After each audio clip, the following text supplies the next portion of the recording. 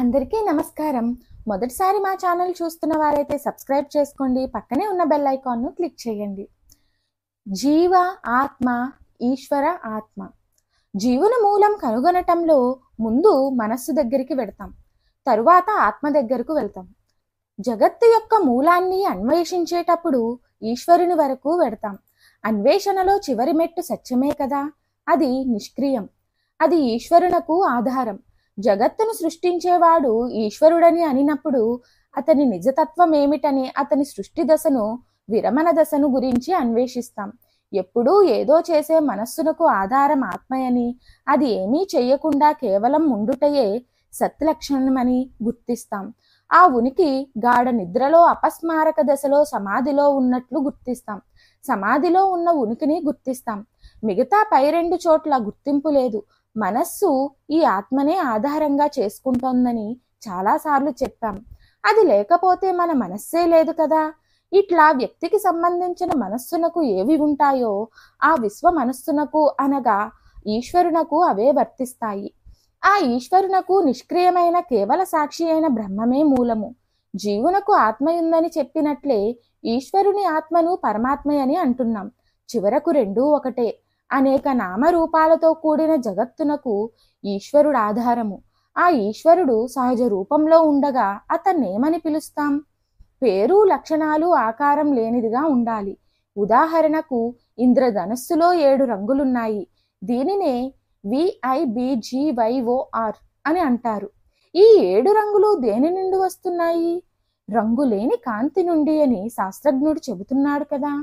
దీనిని ప్రయోగశాలలో ఒక పరికరం ద్వారా చూపిస్తారు. రంగులేని సూర్యకిరణం తేమలో కూడిన మేఘం మీద పడగా ఇంద్రధనస్సు ఏర్పడుతోంది. రంగులేని స్ఫటికం గుండా కాంతిని పంపిస్తే ఈ రంగులు కనిపిస్తాయి. 7 రంగులను చూపించేది రంగులేని కాంతియే కదా. నామరూపాలతో కూడిన జగత్తునకు నామరూపరహితమైనదో కారణమవుతోంది కదా. అదే బ్రహ్మము. దానిని అద్వైతులు నిర్గుణం, నిష్క్రియం, నామరూపరహితం అంటారు. కనుక జీవునకు ఆత్మ అట్టిది, ఈశ్వరునకు పరమాత్మ అట్టిది.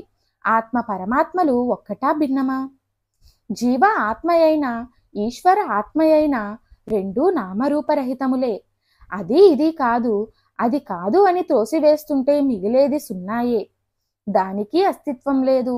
2 సున్నాలుండవు. జీవుని ఆత్మకు 1 సున్నా, ఈశ్వరుని ఆత్మకు 1 సున్నా ఉండవు. సున్నా ఒకటే. ఇది శూన్యం ఎట్లా అవుతుంది? అన్నీ దాని నుండి వస్తున్నాయి కదా. అది లేకపోతే ఈ జీవ జగత్తులే లేవు కదా. కనుక సున్నా అనడంలో ఆంతర్యమేమిటి? అది సున్నా కాదు, అది పూర్ణము అనగా నిండినది, సంపూర్ణము. రంగులేని కాంతి నుండి 7 రంగులని చెప్పాం కదా. అది రంగులను ప్రకటించడం లేదు, కానీ అన్ని రంగులు అందులో ఉన్నాయి. అన్ని రంగులు కలిసినట్లుగా భాసిస్తోంది. అట్లే జీవుని ఆత్మ ఇంద్రియాదులను ప్రకటించడం లేదు. అది సత్యస్వరూపంగానే ఉంది. అది లేకపోతే ఈ జగత్తు లేదు. ఇవన్నీ ఛాయరూపాలే. కాంతి మేఘాల ద్వారా వక్రీకరణం పొంది రంగులను చూపించినట్లుగానే ఆత్మ మాయ ద్వారా వక్రీకరణం పొంది జీవుని అంతఃకరణంగా, ఇంద్రియాలుగా చూపిస్తోంది. కనుక అది పూర్ణము. ఈ పూర్ణత్వాన్ని మహాత్ముల జీవితంలో చూడగలం. వారు ఆత్మనిష్ఠులై ఏదీ కోరని స్థితిలో ఉంటారు కదా. పూర్ణ కాములై ఏదీ కోరనవసరం లేని వారై అనగా అన్నీ కలిగిన వారై ఉంటారు కదా. ఆ పూర్ణత్వానికి దేనినీ చేర్చనవసరం లేదు. కనుక ఈశ్వరుని సత్యాత్మ పూర్ణమైనది. లోనున్న అంతఃకరణము ఆత్మను జీవునిగా చూపించింది. మాయతో కూడియుంటే ఈశ్వరుడవుచున్నాడు. మాయతో కూడిన బ్రహ్మమే ఈశ్వరుడు. జీవ జగత్తులు అతని నుండే. అట్టి సందర్భంలో ఈశ్వరుని ఆత్మ ఎట్లా ఉంటుంది? అతని కాంతి మాయ ద్వారా వక్రీకరింపబడి జీవులుగా మారింది. దీనినే తాయు మానవార్ సర్వ పరిపూర్ణ అఖండ తత్వం అని కీర్తించాడు. జీవుని ఆత్మ పూర్ణమే, ఈశ్వరుని ఆత్మ పూర్ణమే.